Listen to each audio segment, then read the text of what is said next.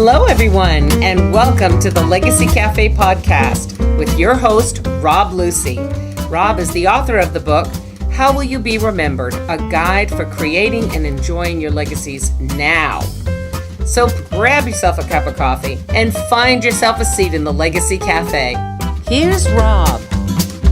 Thanks, Kathy. Yes, I'm Robb Lucy, and welcome to the Legacy Cafe. You know what I was thinking the other day? As we get older and the world changes, does each generation think differently about what our legacies could be? As one generation crosses the line and another takes its place as stewards of the world and our economy, our environment, social justice, war and peace, all that stuff, does this new group automatically think differently about things like the legacies they leave behind? And, well, first of all, full disclosure, I'm a boomer. And I'm wondering about us boomers. Do we think the same about our legacies, like all of us as a group?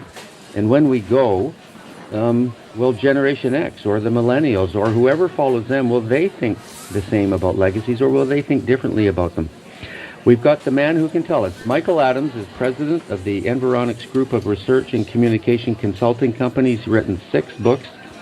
He's a commentator on social change and social values in North America, and he's an entertaining guy whose humor is based in data, real good, strong science. Michael, hello. Hello, Rob. First of all, am I true? Is it right in saying that all boomers think the same about everything?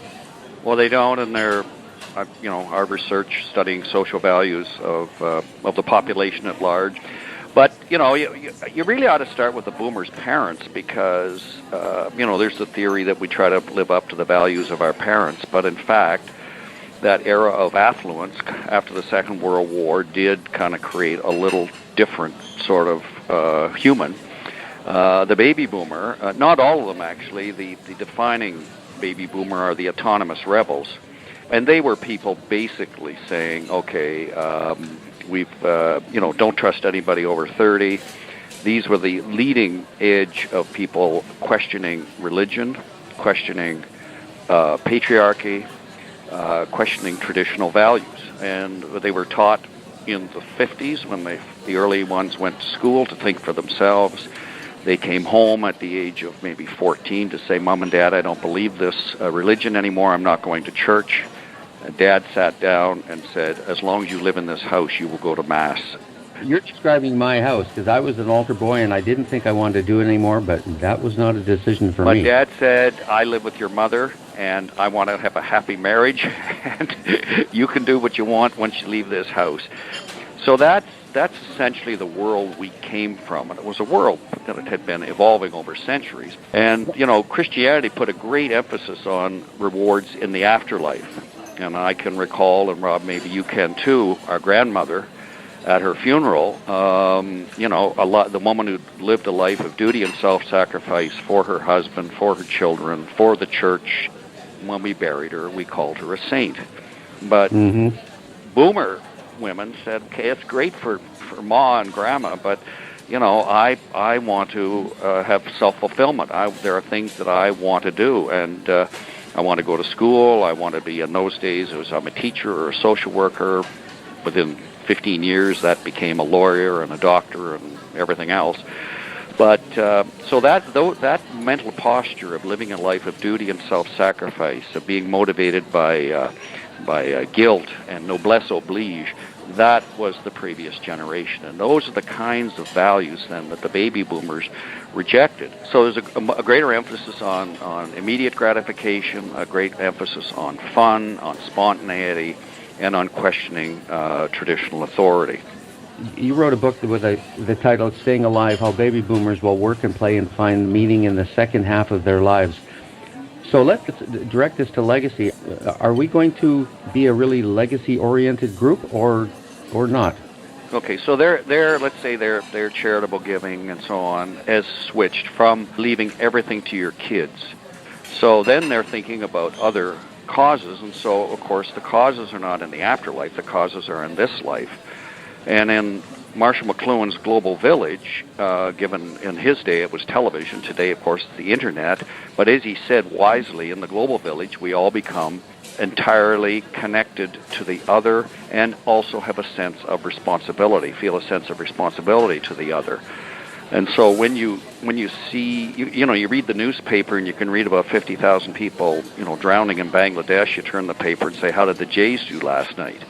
But when you see pictures on television of just one kid, one baby, Alan Kurdi in our era, the little boy who died on the beach in Turkey, and it moved a generation. It moved everyone, and they were wanting, what can we do? And they got on, of course, we now have the internet. They could get and give money to Lifeline Syria. They can give to the Red Cross, etc. So we feel that connection.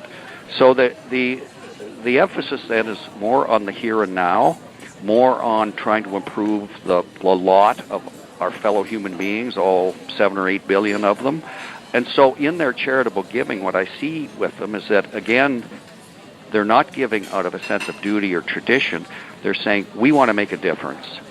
We want to direct where our money is going. We want to know where it's going. We want measurable results. We're not just doing it, we're not just buying time off purgatory. It used to be if you gave money to the church, like indulgences, you could buy time off purgatory for your sins. Well, we're now thinking that's not what we're looking for. We're looking to try to change the lives of others on this planet. Now, another thing has happened over the last 50 years, and that's affluence. The boomers' parents typically worked very hard, and they left everything to the kids. And everything wasn't very much. It might be the house. Hopefully, the mortgage was paid off. But a lot of these boomers have done very, very well. And for the first time, you have a large number of people thinking, my concern is to not leave my kids too much money and ruin them. So we are trying to be, involved with our kids, but it's helping them now. It's not waiting till we die before, they could be 50. Well, they need help when they're in their mid-20s or early 30s. So our sense is, okay, we'll give them enough. Let's say, we'll give them the down payment on the house, but then they've got to carry the darn thing. And then we're also thinking, we've done our duty to our kids. Now what about all the other children on the planet? What about the planet itself?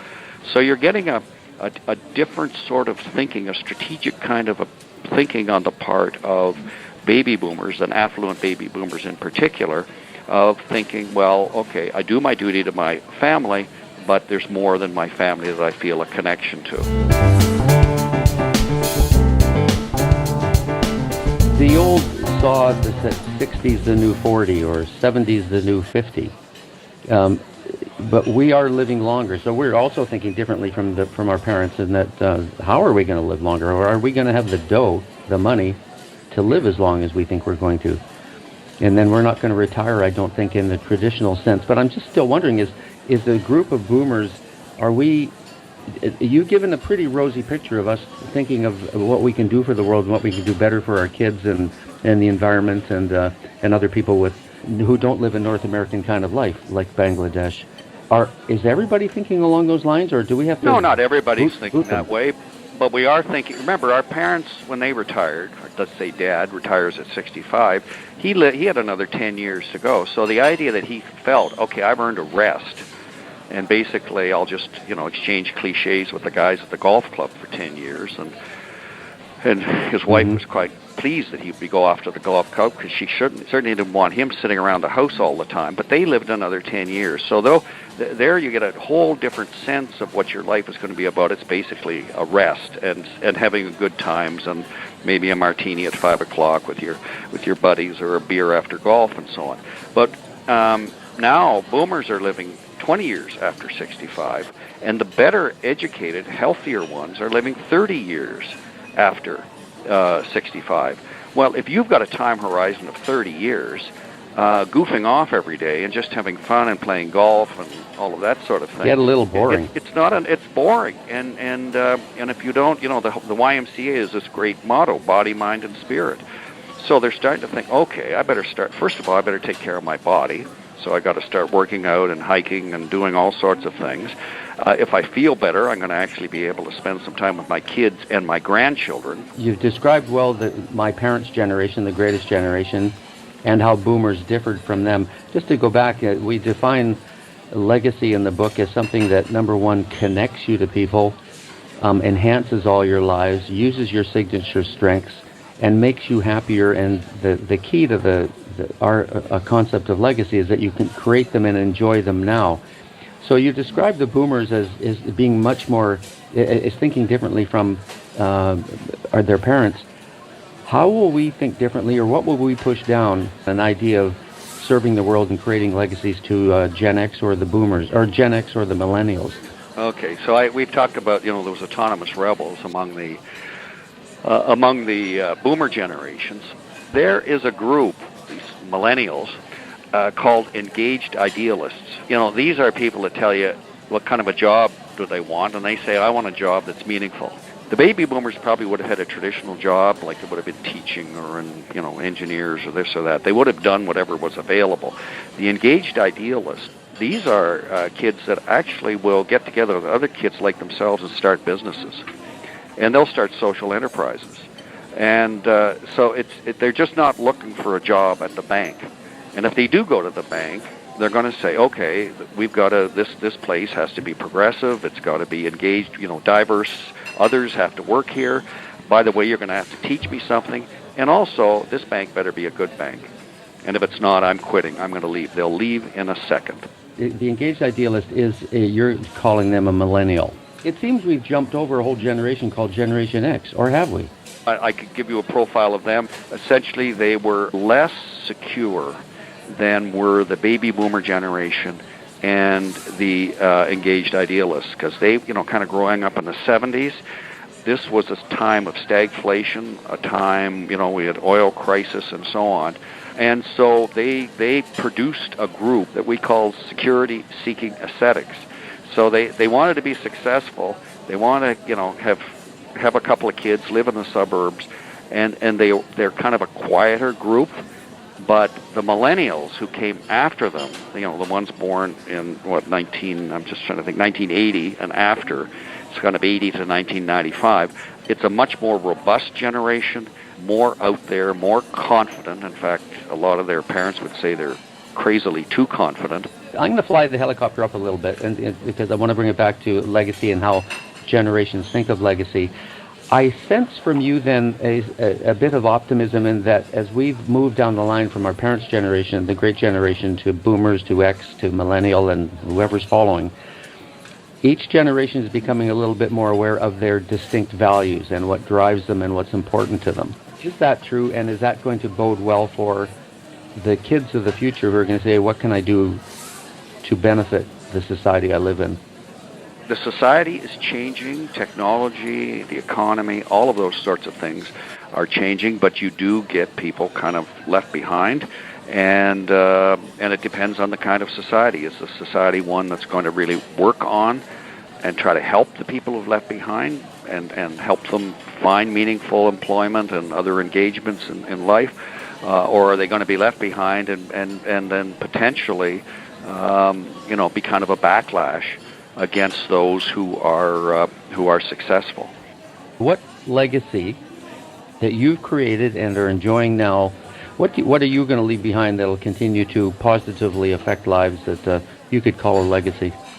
Well, I've set up my Environics Institute. So, I started this company in 1970. It'll be 50 years old in 2020. I'll have to have a big party, I'm sure. I guess so. And then 10 years ago, I started the Environics Institute to survey people not normally heard from, asking questions not normally asked, who we think need to be heard. So I believe that you need to put yourself in somebody else's shoes. You need to have a sense of empathy. You've got to know where they come from. And then I do my best to get this information out, either by writing op-eds in the newspaper or writing books and so on, trying to get my word out there. So I probably will leave the Environics Institute then as a legacy to continue doing public interest, public opinion research. Well, everybody listening can learn more about Michael and his books. The one we talked about here called Staying Alive. You'll learn about it at legacycafe.org/Adams. So, Michael, we'll make sure that people can get your books on the site there. And I want to thank you very much for the background, the content, the wisdom, and I quite appreciate it. Thank you. I very much enjoyed our conversation and look forward to the next one. Thank you, folks. I'm Robb Lucy. This is the Legacy Cafe. We'll see you next time. Thanks for listening to the Legacy Cafe podcast. We have lots of great conversations coming your way. And by the way, if you want us to send you reminders that a new podcast is ready for you, go to legacycafe.org to subscribe. That's legacycafe.org. Have a great day, and remember, the coffee and conversations are always hot at the Legacy Cafe.